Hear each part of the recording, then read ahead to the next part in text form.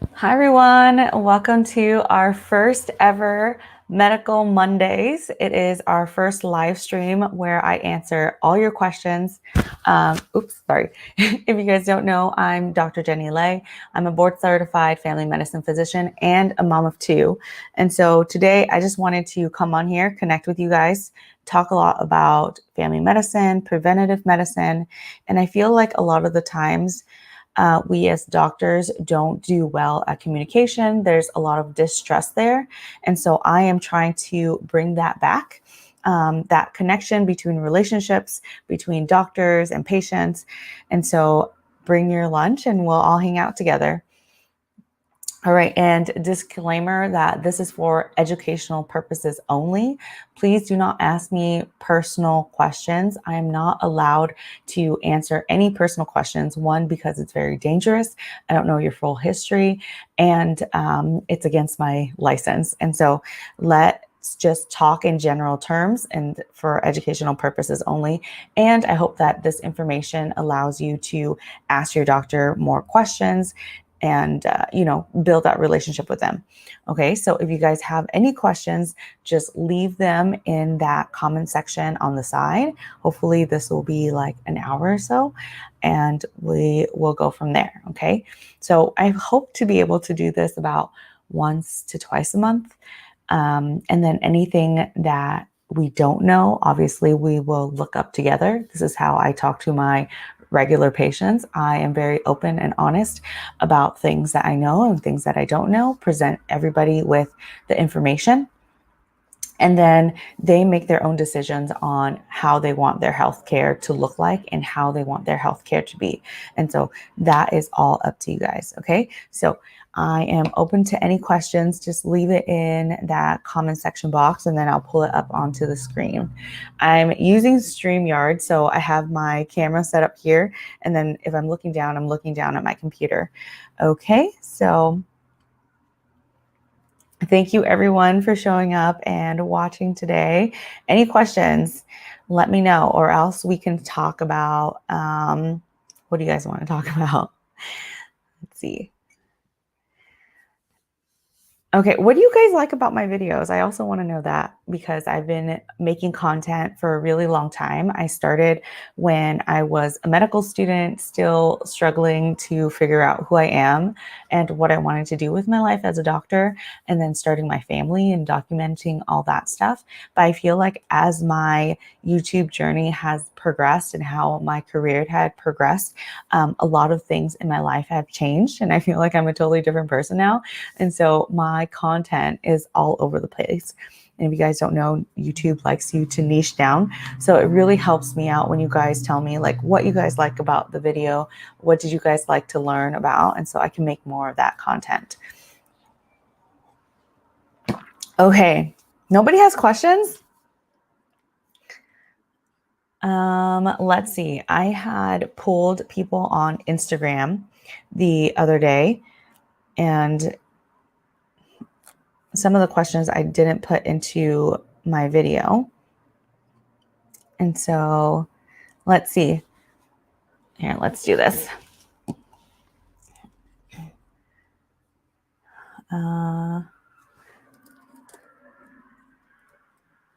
Taking questions.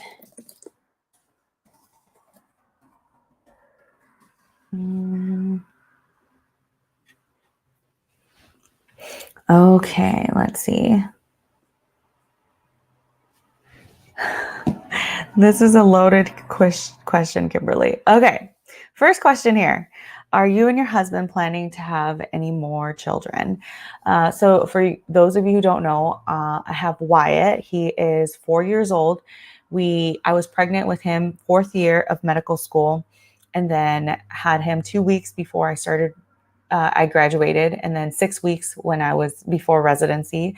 And then with London, I was pregnant my 2nd year of residency and gave birth right before my 3rd year of residency. And I breastfed both kids, London till almost 2 and Wyatt for 13 months. And so I love my children. I would love to have more children if I could afford it. But right now, like I have a ton of school loans, and I feel like Stan and I are a lot older. we are past 30. I know for some people that seems really young, but for me, I'm just like, I am old. I feel like an old lady, and I just don't have that energy anymore. And one day, like maybe we'll adopt, but I don't think that we will have any more children that are biologically ours.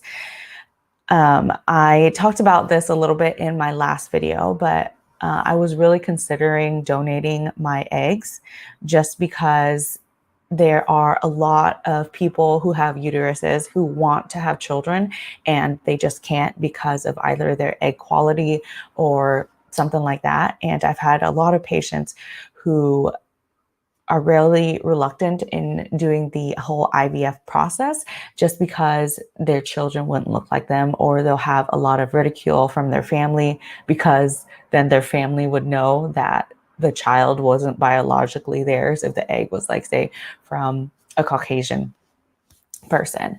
And so I was really thinking about it. And my friend who was in a fertility clinic said that, they pick, and sometimes they won't pick your eggs because your eggs are older. I'm like, how old am I? Shoot. I'm like 32 now. And so like they might not pick my eggs, but I don't know. We'll see. I'm still debating because then I would have to take out my IUD and go through like this whole process of hormones and all that stuff. And I don't know if I can do it right this instant, but it's something that it would make me really happy to be able to provide that for someone else. So something I'm really considering. Okay, next question.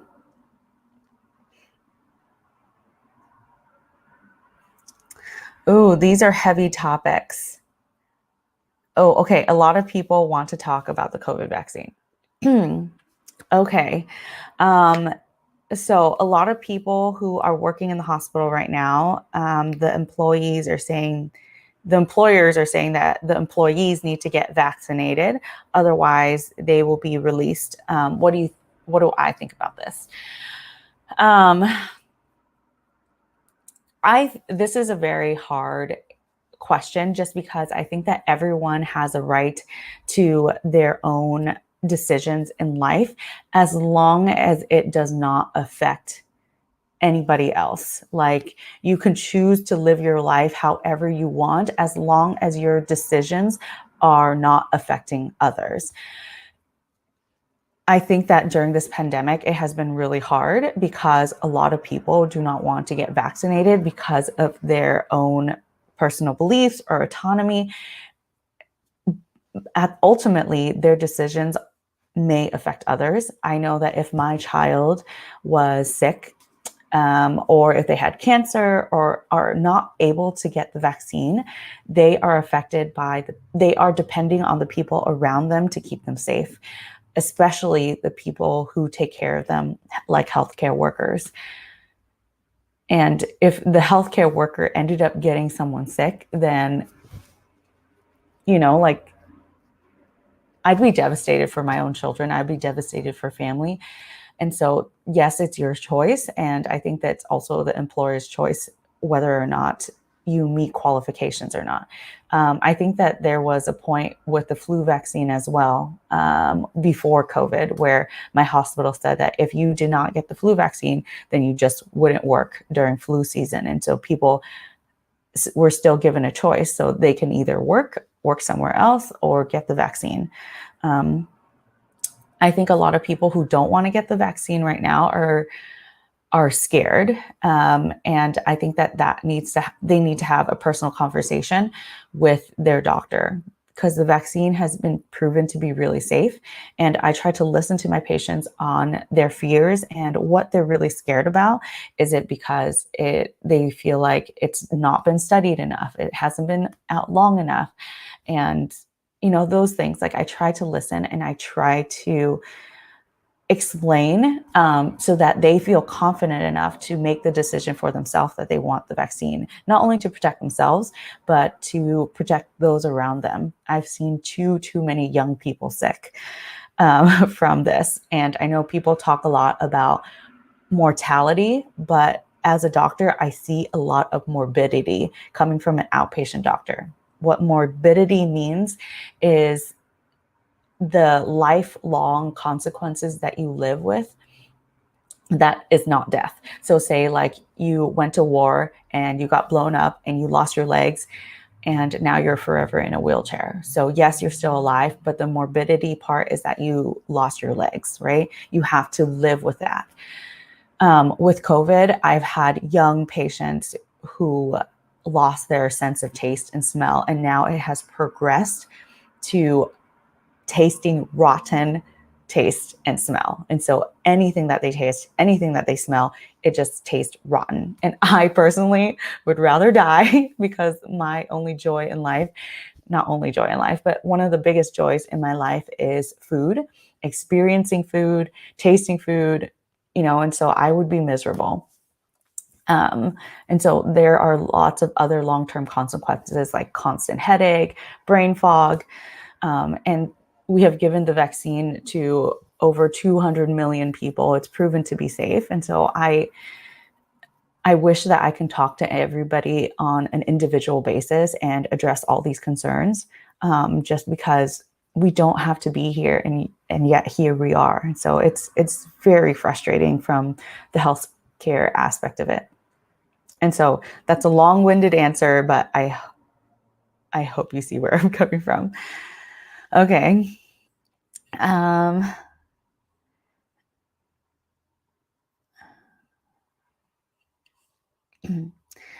So COVID has changed a lot of interactions with my patients. I personally still get to do a lot of procedures in my office.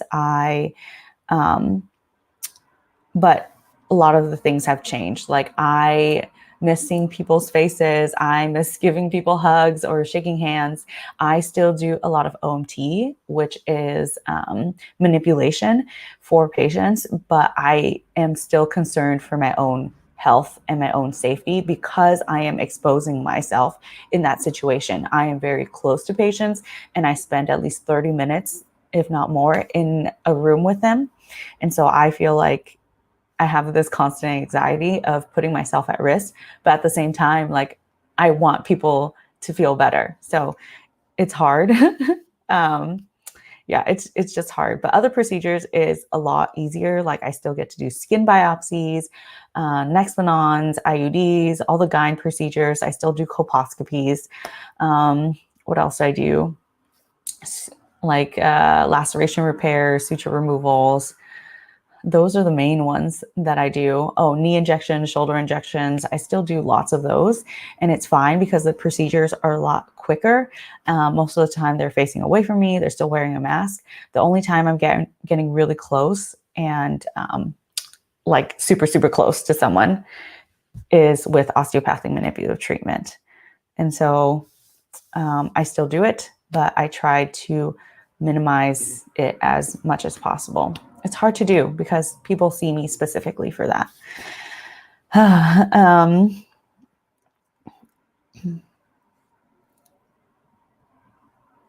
Okay, let's see.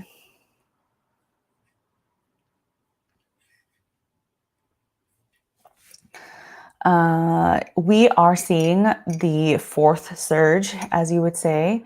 There are hotspot areas that are showing up. A lot more people are becoming positive.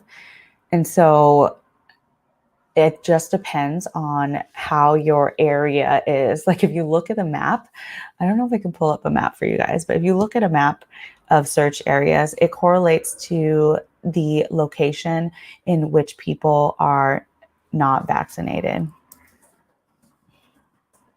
Let's see if I can pull it up.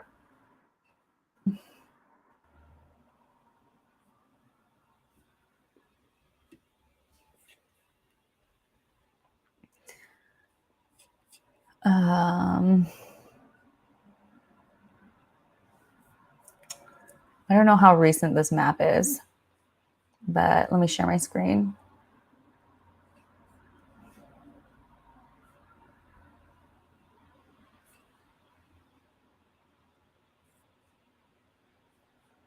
Oops, they're showing this one. Okay, so I'll press here. Oh, not that. Hold on.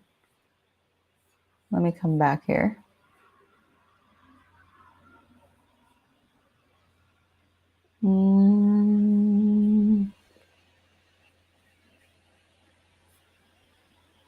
Okay, can you guys see this? Okay, so this is a map recently of the surge, and I'm here in Washington.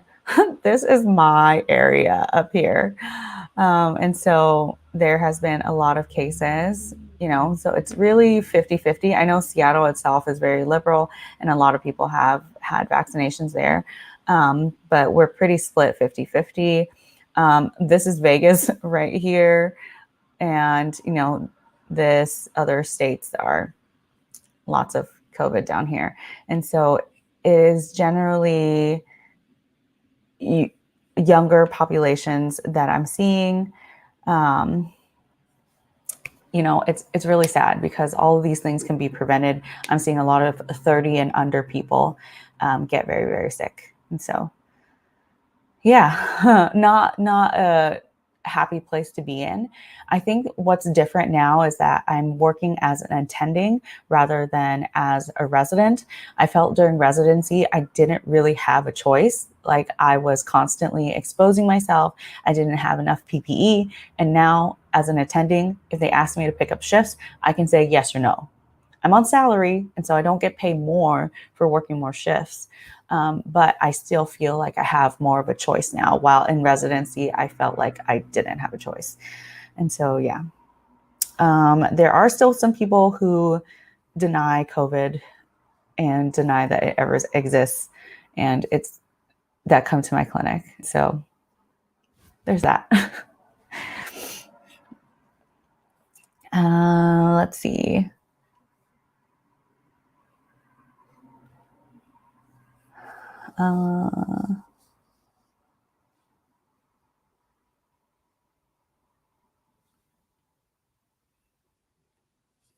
Okay, I think this is a really cool question. And they're asking, not all FM docs are the same. How do you choose to be more or less procedure heavy in your personal practice? Do you make a list of your services you offer? Yes. And so what I love about family practice is that you can tailor your practice to anything that you want to do. For me personally, I love procedures. I love OMM. I'm interested in emergency medicine, urgent care, and gynecology. I was interested in obstetrics. I mean, I'm still very, very much interested in obstetrics, but I have chosen not to deliver babies. And so during residency training, all family medicine doctors have to go through core rotations, kind of like dermatology, gynecology, obstetrics, inpatient medicine, urgent care, ED, and pulmonology, all that stuff. So you learn everything, right? And if you want to be more procedure heavy, I would say do more rotations where you are confident in those procedures. And so when you start working, you have this bio, and then you also write down all the procedures that you are capable of doing. During residency, you have to log all your procedures to make sure that you are competent in doing them, and you have to have sign off and all that stuff. And then after that, basically it's word of mouth. And so right now I'm doing a lot of the gyne procedures. Like, I do a ton of pap smears, and then I do a ton of colposcopies. And the reason why is because all the gynecologists in my area are located in Seattle, and nobody wants to drive to Seattle. No one wants to find parking in Seattle. And so all my colleagues and the surrounding hospitals and stuff, they're all like, oh yeah, Jenny or Dr. Lay also does colposcopies. And so you can schedule with her. Her schedule's more open. She can fit you in, and it's closer. And so I feel like it's better, like it provides better patient care. And if anything is severely abnormal, then I would refer them to the gynecologist to do a leak procedure. And so I do also like knee injections and things like that. So once your patient or the community knows that this is what you do, then, and you do a good job at it, and you have good patient care, then other doctors will start referring to you. And then you'll also have the patients who talk to their friends and then refer to you as well. So ton of skin biopsies and all that stuff. If that's not something you want to do, if you don't want to do anything like that, then you just put it in your bio and your patients will slowly get to know that. I think when I was hiring, they were asking me what I like to do and the patient panel that I like to see. And ultimately, you draw the people who are like you. The crowd that I see are generally in their 20s to 40s. And then I have both ends of the spectrum. Like my oldest patient is like 90 something. And then I have newborn babies. And so it's so nice to get everyone in between. I am very passionate about mental health, and I'm interested in weight loss and all that stuff. And so I have a lot of patients come to me talking about those things. And so, yeah, I still do think that it's super important to have like mental health services, obesity medicine, nutritionist, and everyone needs to work as a team. But I think it's amazing that we can all work together and I can still focus on the things that I love. And when I know that I'm outside of my scope of practice, then I'll refer out. But that's the amazing thing about family medicine. So I hope you guys, if you ever go to med school, like be very open to it, because I think it's such an underrated specialty. The work-life balance is amazing. And so I think that the more burnt out you are, the more the doctors end up referring. Or if you say you stop doing procedures, like say you don't do any more skin incisions or skin biopsies after residency, like if you haven't done it in a while and you don't keep up your practice, you might just not be as confident in doing that procedure in your outpatient clinic. And so I would say continue keeping up with those skills. And then same thing with like seeing kids. If you don't see a lot of kids, the practicing medicine part of pediatrics is very different than adult medicine. And so you might not feel as comfortable treating children. So I say just keep up your skills. There are always it's called continued medical education. There's always like continued medical education where you can practice things like that. I had an internist. She was family medicine trained, works as a hospitalist, and does like all the procedures that IM does. Like she'll do paracentesis, thoracentesis, and that's just like putting the tube into the abdomen that's filled with either fluid to drain that off or filled with any sort of fluid in the lung to drain that off. So yeah, super, super cool.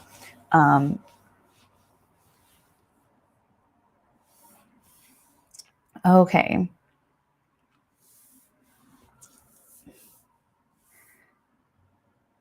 Let's see.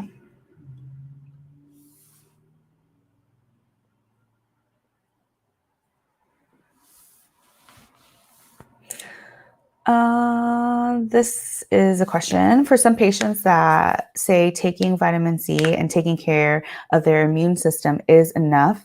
What do you say? And they say they don't need a vaccine. What are your comments? So I made a very good analogy on Instagram a while back, but I compared it to a sexually transmitted infection. So imagine COVID is a sexually transmitted infection, and the way you get an STI is if you have sex exposure. Right? So no matter how healthy you are, you can take all the supplements in the world.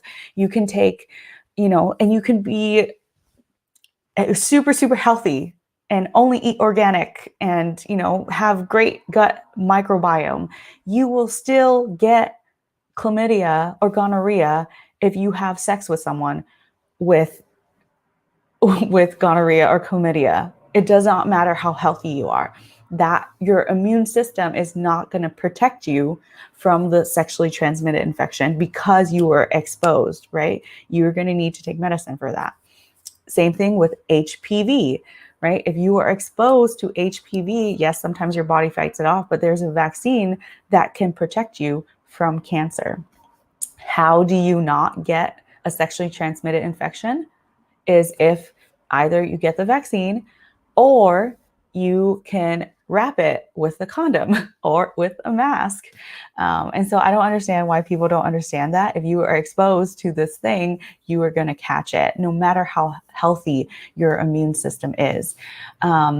And same with like HPV, you can get the vaccine, but there are so many different strains out there. The vaccine protects you from the most dangerous ones, the ones that cause cervical cancer, the ones that causes penile cancer, anal cancer, throat cancer, or genital warts, but it doesn't protect you from all of them. And so the more that people pass it around, the more bodies that we're able to replicate in, the more that it can change and adapt and either be stronger or faster and whatnot. And that's what happened with the Delta variant.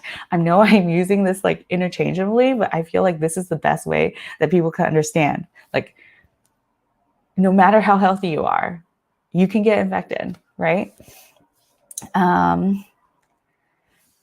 Okay, coffee. I hope you guys are all eating lunch.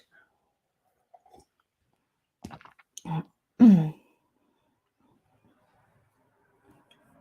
so, yeah, the vaccine, as I said, has been shown to be safe. So please get it. If you know that a vaccine can prevent you from dying, like, I don't understand why people won't get it. People take supplements all the time that are not FDA approved. It's not regulated. And yet they're willing to take that over a vaccine that has been very well studied. So it just like blows my mind. Like, yes, Robert. Yeah, get the vaccine sooner. Okay.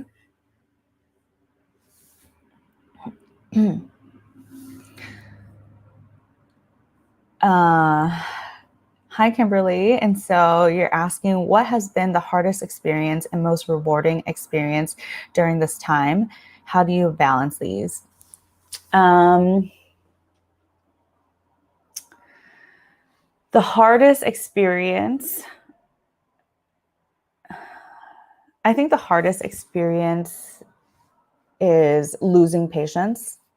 Doesn't matter what background they're from, doesn't matter their beliefs. Like, I feel like I'm a very empathetic person. I don't know if I consider myself an empath, but I really do hurt with patients. And so it hurts me to see people in their most like vulnerable state. And I wish that I can do whatever is in my power to have them better. But like, losing patients is probably one of the worst feelings. It's literally one of the worst feelings. And the hardest thing, I think I put this in one of my videos, but the worst experience in residency training was I had this patient who I just had handoff from, and it was a child, and they had come in for just a lump like on their skin, and the sign out was like, oh, we're just waiting on some imaging studies and then we'll hear back. But they're probably ready to go home and just follow up with their primary. I was like, okay, no big deal. And so, and this was like during residency. And so I was just like, okay, that's great. And then I get the imaging studies back. They're like, oh, probable abscess, but we don't know, and then we get more imaging studies, and they're like, yeah, it's possibly cancer. We're worried about osteosarcoma, which is cancer of the bone. And so these people that had just met for 10 minutes, I had to go tell the parents that, your child probably has cancer and the steps that we need to do next and how we don't know and we don't have all the answers. And it was just so hard. It was very devastating. And then so afterwards, for any medical student out there, for any resident out there, or even attendings, please like debrief afterwards and ask about what you did wrong, what you could have done better, and how can you like provide better patient care? And so that's what I did. I asked the attending, how do you think I did? How do you deal with this? Like, how do you think I can do better? And this attending, this is not my usual attending. I think like they just didn't really like me, but their response, hold on, sorry, my bra. Their response was legit. You just have to live with the fact that you're going to be with them on the worst day of their life forever. And I just like broke down and started crying in the middle of like the ER. And then another attending was just like, I also think of it as the fact that I'm a compassionate person and I delivered this news with empathy. Oh my God. Like, I don't know why I was like so cracking up, but it's like that experience just stayed with me for so long. And so I find that being with people who understand you and who truly care about your wellness, confiding in them and sharing that experience with them and just having someone listen, like you need to let the emotions out, because if you let it stay inside for too long, it's just going to affect your own mental health. So highly recommend counseling, talking to people that care about you, who genuinely want you to do better in your life. And honestly, just cut out the people who are toxic. Don't need to deal with any of that stuff. Okay. Is my voice better? I'm so sorry, guys. I'm so emotional. Like, I'm a very passionate and emotional person. And so, okay. I hope that answered your question, Kimberly. Oh, and then most rewarding part of my job of all this is when people tell me that they feel, I know, I need to take a breath. I think the most exciting part and most rewarding part of my job is that people tell me that they feel empowered to make their own health decisions, or when someone comes in with pain and I do OMT on them and their pain goes away, or when patients tell me that, thank you for listening, because it has been the first time in a long time that someone has listened to them. Like that's kind of sad though, because I wish that other people would listen to them, but I'm happy that they have a sense of relief. And so, yeah, all those little things, and providing for others, service to others, is one of the things that's very gratifying for me. And it's also hard because I feel like as a doctor, you are in this line of service. At the same time, people expect a lot from you. People expect you to provide all of yourself every single moment of every single day. And that's just not how things work. Understanding that we all have boundaries. And I think it's the same for social media. I was like, just because I put myself out there on social media, people think that they can ask me their own personal health questions. And that is very, very unsafe and against my own license. Like, I'm not allowed to do that. And, like, you wouldn't ask somebody who's a lawyer to, give you lawyer advice and all that stuff if you don't really know them and contact them through social media. But you contact healthcare workers, or not you specifically, but people in general, contact healthcare workers and expect this of them all the time. And then some doctors as well have this mentality that, you should be grateful that people are calling you up at 2:00 in the morning and you should be wanting to serve and all that stuff. I was like, I need to sleep at 2:00 in the morning. This contributes to burnout. So I just don't understand.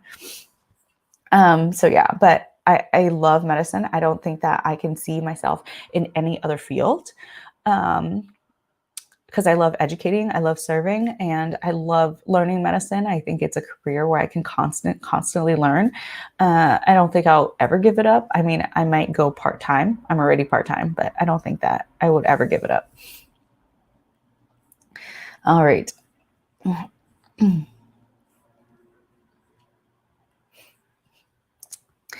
did you ever consider psychiatry? And so I love everything. When I was in medical school, like I loved surgery, I loved OBGYN, I loved emergency medicine, psychiatry. It was all very, very interesting for me. And so I ultimately went into family medicine. I feel like psychiatry is one of those things that I grew to be interested in more for my own mental health. Like I felt like there was so much trauma from my childhood growing up as an Asian American, and the way that my parents raised me.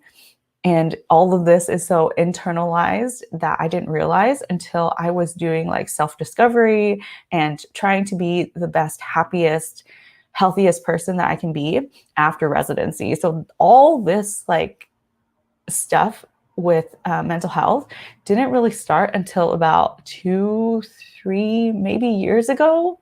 Maybe that's even a stretch. Maybe when I was, maybe it was after I had Wyatt and I had really bad postpartum depression. So after recovering from that, that was when I was more interested in my own mental health, because I knew that I didn't want to live like that. And I wanted to help others who were struggling with the same issue. So yeah, maybe in another life I would have done psych, but as of right now, like there's no way that you can go into another subspecialty just because like you'll have to do a whole nother residency, and I'm just not down for that. Okay.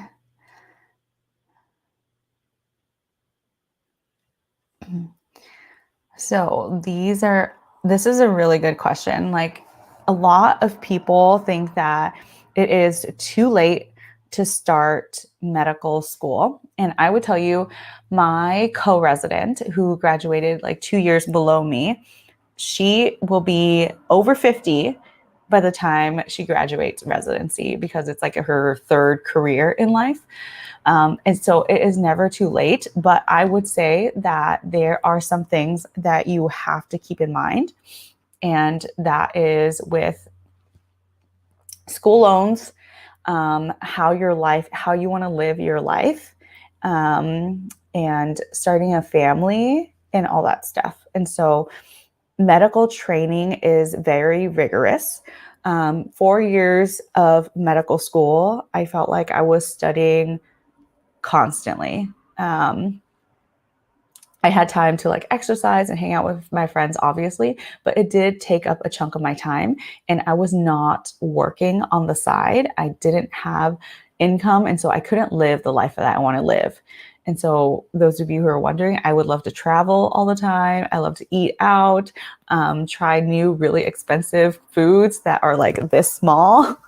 And so like I wouldn't be able to do those things that I really enjoy, like a baller lifestyle. Like I can't be a baller, okay? And then I can't just like get up and leave and say go to Coachella or go to like Europe or Japan or anything I wanted to do if I was in medical school. Like I'd be tied down for those 4 years. After that, it's 3 to 7 years of residency. And residency, yes, it's a short-ish time in comparison to the rest of your life, but it's a lot of work. And I personally decided to have children during my residency, but I felt like I missed a lot of their childhood growing up. And so if your kids are already in school or in college, like, yeah, they might not miss you that much because they're in school. But my kids are young, and they knew when I was gone, or they would know now that if I'm gone that much. So Wyatt's 4 and London is 2. So they definitely know when I'm gone now. And I was just not willing to give that up. So I'm saying that if I had to do it again when my kids are that young, I probably wouldn't. I would probably, and to be totally honest, I would probably do PA and go that route until they're older. And if I considered wanting to have more autonomy, then I would try to go to medical school again then. but I might not want to because I might just be happy doing a bunch of procedures as a PA. And so who knows? Like, I can't honestly say if I would enjoy my life more as a PA or not, just because like I only know what it is to be a doctor. I only know what it is to have total autonomy, call all the shots, make all the decisions. And I don't know how it would feel if I was just doing procedures with an attending looking over me. I guess in residency, like I hated it because I hated when the doctor changed my plans or disagreed with the things I said and didn't hear me out on the reasonings behind why I did something. But at the same time, it's just like I heard some PAs have a lot of autonomy. So it's hard to say.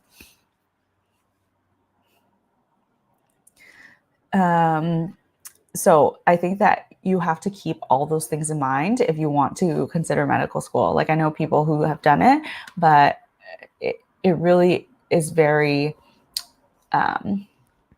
specific to your own lifestyle. Okay. All right. Next question. Yeah, see?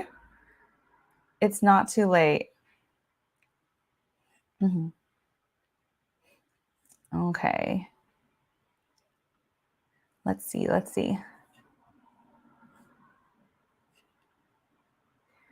Oh, I love that you guys are all in medicine. That is so cool.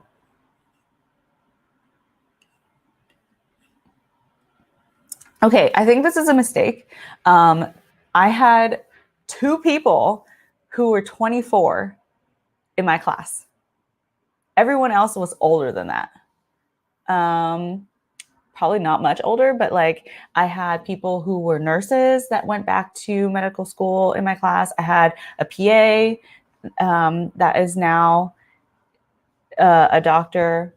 What else? But everyone, I think, in our class was around 26, 25, 26. And then obviously lots of people on the upper range of around 29, 30. And as I said, my co-resident, she is going to turn like, she already graduated, but I think she's like 51 now. So it's never too late. I think you just have to decide what you want. Easier for people who are not going to carry pregnancies, obviously.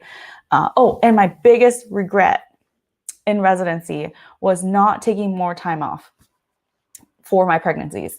I went to residency when Wyatt was 6 weeks old, and then I went back to work when London was 7 weeks old.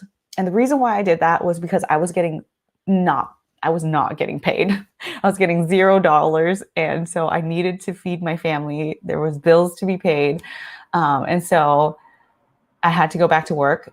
And then there was a new law out in Washington where you're paying into this now, but basically they take it out of your taxes and it's for parental leave, basically when you have children. And so I personally would try to take the full 3 months because then in residency, my co-resident had his baby a little bit like a month after me. And he said that they gave him 80 to 90% of his pay. Yeah. And then me and then my other co-resident who had a baby like a month and 2 months before him, we got nothing. And so I wish I took more time off. Like that's one of my biggest regrets, just because those first few months of life, they grow so fast and you can never take that back. And to be honest, like it's a drop in the bigger scheme of things. And even when I finished residency, I took some time off. I didn't start my attending job until October, and I finished residency everyone graduated in June, and then I stayed till July to make up that month that I took off. Because I had 3 weeks of vacation and took additional 4 weeks. So July, August, September, October. So I'd had like another 3 months during peak COVID where I was doing nothing, like just sitting in my garage, literally drinking every single day because I was so like depressed. But yeah, so take more time off if you can. The more that you're able to step out of what is normal, you create this path for others to follow in your footsteps, and so please break the stereotypical mold that you have to do medicine a particular way. And that particular way is very misogynistic, in my opinion. Okay. Oh, this is so awesome. I'm just going to put these on here because I feel like it will inspire others to go into medicine. So yeah, do your thing. I'm going to round of applause.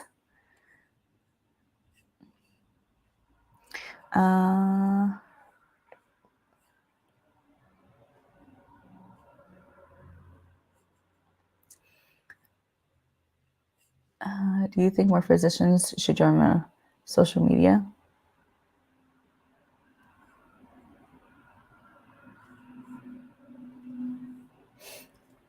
Okay, so there's a fine line that I feel like doctors on social media walk. I think is really awesome because we need to go where the people are. And I remember when I was in high school and college, in residency, like I had the bare minimal health insurance in medical school and in residency.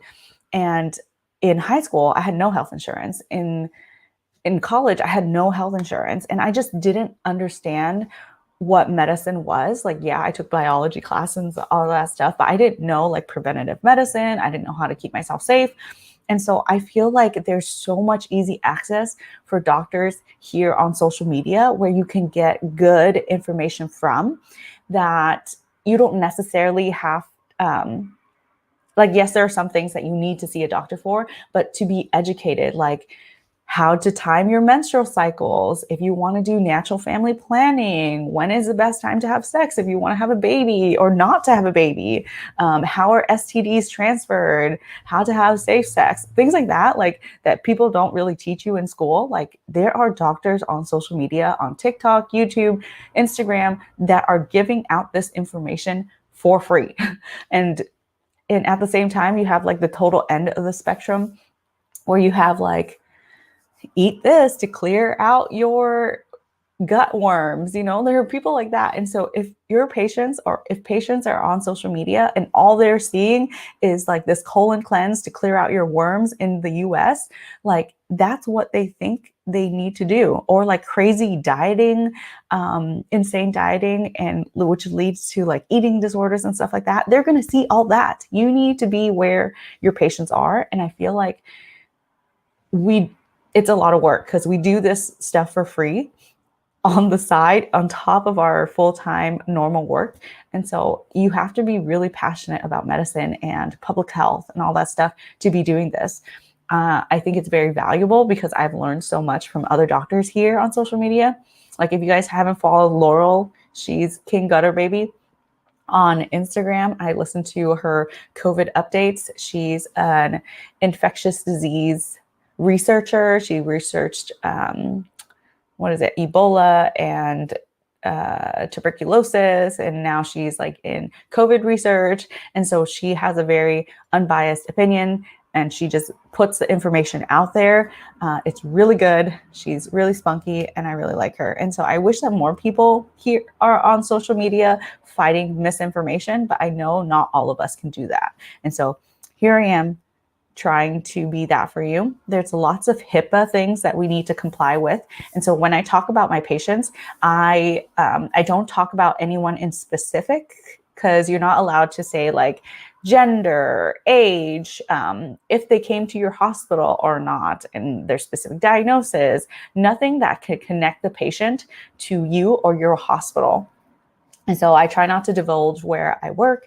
And when I say like a patient, I usually say they or them. And so we don't really know the sex. And then I say, an average age range. And so technically it's more like a case presentation of like, this person comes in with abdominal pain. How do we work them up? And so it's still a teaching experience for y'all, but I'm not divulging so much information about a specific patient, because you can't be like, oh, I know this person who came in to see Dr. Lay, and now I know about their history, so that's not cool. But yeah, so there is a fine line that doctors have to walk.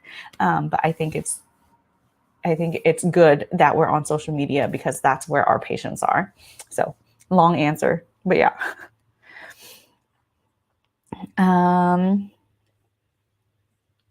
Oh, this is a good one. How do you deal with stress of maintaining healthy relationships with friends and family outside of med school and residency? This is super important because I feel like my family and my husband and my friends are really what brings me a lot of happiness. And so I really want to maintain those relationships. I have these girls from high school that I just went to like a bachelorette party for them. And it's like no time has passed. I think the people who truly want you to succeed and be there for you, you will pick up that relationship as long as that relationship is there. You know, like I feel like I talk to these girls once in a while. It's not every single day, but whenever they are there, whenever I need them, they're there. Sorry, my brain is still processing this. Okay, hold on. Coffee, coffee break. So I read this thing that was saying like love is like trust, right? And so how is trust built? How is love built? And it's about consistency and being there time and time again when they need you. So I'm not saying that you need to be there all the time, but it's just like, who's that one person that you can call at 2:00 in the morning and you know they'll pick up for you and that you know that they'll listen. So being that person for them is how you will develop those strong relationships, right? You have to put in the effort. And so for me, with Stan, he experiences love a lot differently than I experience love. Like we read the 5 love languages and mine's like acts of service. And for him, it is like words of affirmation.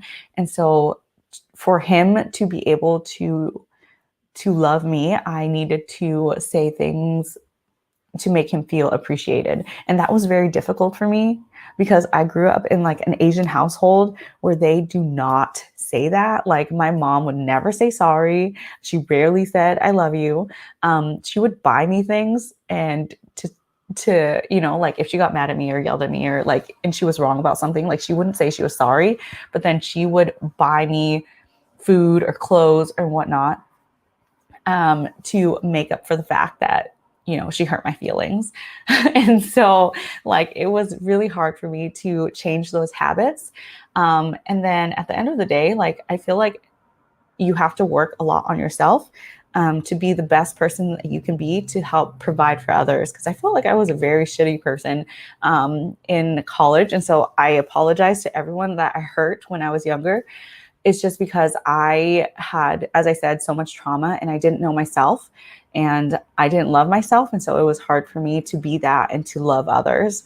And so I would say I had also cut out a lot of toxic people in my life that is just was draining my energy. And so I have no hate towards them. It's just that, you know, like I'm indifferent and just like, if you want to be in my life, then you be a better person and I will be there for you. But if you're going to bring toxic energy into my life, like I just don't need it. And so I will, you know, say peace. Yeah. So now that I'm older, I care less about that stuff. I also have less FOMO. I think I had a lot of FOMO especially in college because I always felt like alone and I didn't want to miss out. But now I'm just like, you know, my friends are my friends and they truly care for me. And eventually it's going to be fine. I hear. Oh, I think that's my dog. Okay. Let's see. Oh, and so I think there was a question about trauma. Let's see if I can raising kids with trauma. Okay, it's not on here. But I wanted to add in, and so like going through everything that I've been through, I think it's so important that you don't raise your kids in the same way. And so it's hard. Little nuances that I try to change is I try to teach my children to be young adults. Let's see. Hold on. Let me create a banner.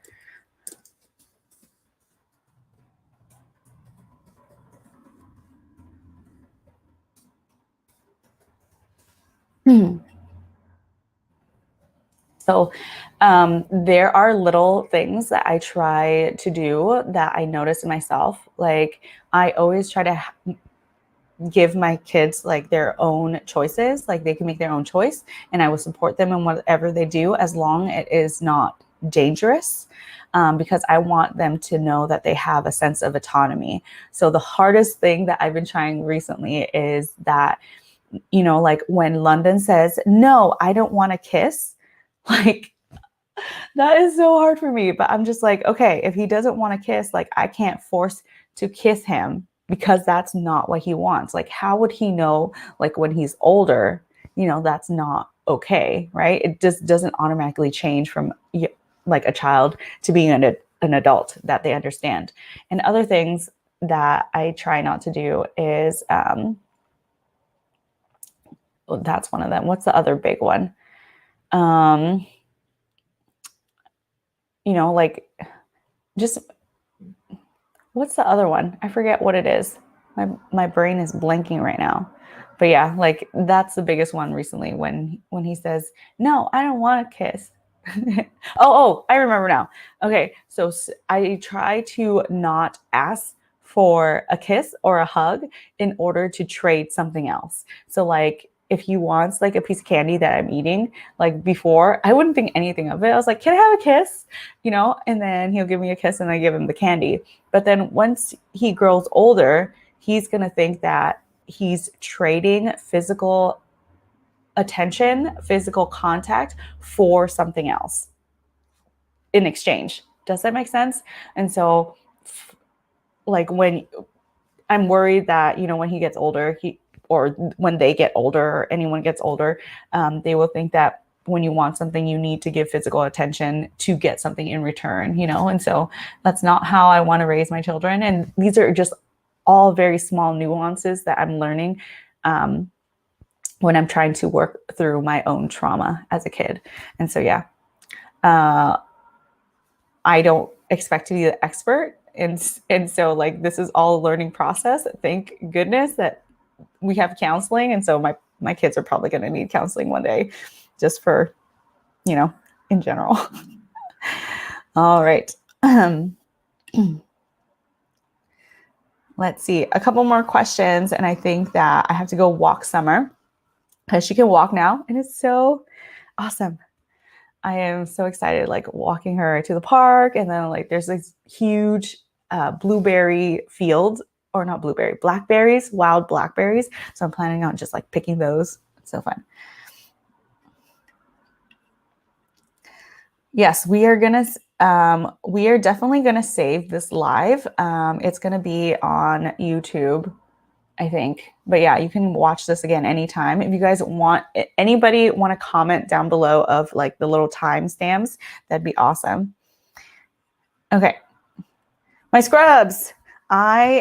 These scrubs are Mandela, I think. I'm not sponsored by them in any way, but there is another scrub brand whom I shall not name, but I did not support their practices because they were dumping on women in medicine, on nurses, and on DOs. And so after that, I was just like, nope, not supporting them anymore. These I feel like are softer. They're also recycled material. They're very transparent with how much everything costs to make and how much they're selling the stuff for. And so this top was like $16 or $17, and the pants are like 20 something, but super, super affordable as compared to other brands. And the size is comparable. I'm wearing this shirt is a extra small. And then the pants, I lost weight. So when I was 140, I was wearing the size small. Okay. So I'm 5'4". And when I was 140, I was wearing a size small, it fit fine. And then I lost a little bit of weight. So I'm like 135 to 137, depending on how much I eat. And now I'm wearing an extra small. So the extra small is kind of tight. And if you like a looser fit, then I would go for the small if you're around my size. So yeah.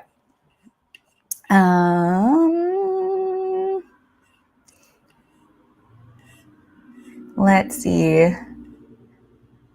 So can you guys also comment like what day, what you guys want to ask like on these medical Mondays? Because I do also want to talk about like preventative medicine. Like I think next time we can talk about what you should do when you go to like a preventative visit, all the things that we talk about, or do like a practice case, because I know some of you are medical students going into clinicals, and some of the questions are like, how do you do a verbal presentation? How do you do your notes so quickly? And so maybe I can invite some of you onto the screen and we can just pretend like you're going to the doctor's office, and I'll ask you all my questions and then do a verbal presentation. I think that's like really interesting to watch.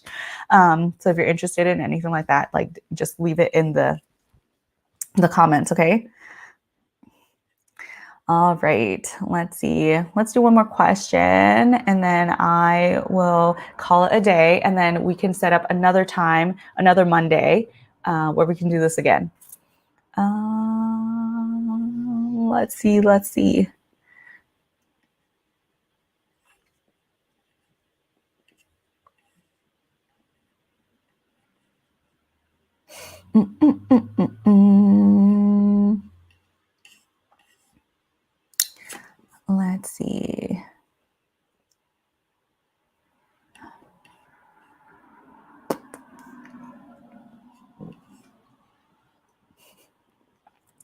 Okay. This is very important. This is hard for me. So my family is not the happiest, and like I always grew up wanting that typical movie Kodak moment family where they're like super supportive of each other, where they go on annual family vacations and eat together every time. And so it was very hard for me to let go of that image, of that want in my mind. It's just because I know my mother will never be like that. And so the older that I got, I was like, oh shoot, like I'm acting a lot like her. Like my thoughts used to be very, very negative all the time, like always talking down to myself, always looking at the worst, very, very pessimistic. Until I got into residency and was surrounded by optimistic people. And I just knew that I didn't want to be around that. And sometimes you just have to cut them out of your lives. And for me, I love my mother. I think that she does what she can. She can for me. She does what she can. She does the best that she can with what she has, right? She does the best that she can to provide for me emotionally, financially, physically for me, the best way that she knows how. And until I understood that concept, that I was able to forgive her for all the hurt that I've been through. And so at the same time, I know my limits. And so now when I visit her for a couple days. It's not for an extended period of time, because then we just get into arguments and then just ruins our relationship. And so setting boundaries, understanding how much or how little you need to talk to a person is going to be fine. Prioritizing your own mental health first. I know it's hard to cut out family, but sometimes you need to. Sometimes you need to. Funny story, I actually, I had a friend who I felt was like, for me, like my friends are my family, right? Because I felt like I confide in them and I create the family that I want to. And so I had this really close friend, and I'm sure that I was not very nice to her. And I felt like every time I talked to her, she was always talking about herself, her own problems, what she wanted to do, and this and that and that. And eventually I was just like, I can't do this anymore. Like, I feel like it's a one-sided relationship.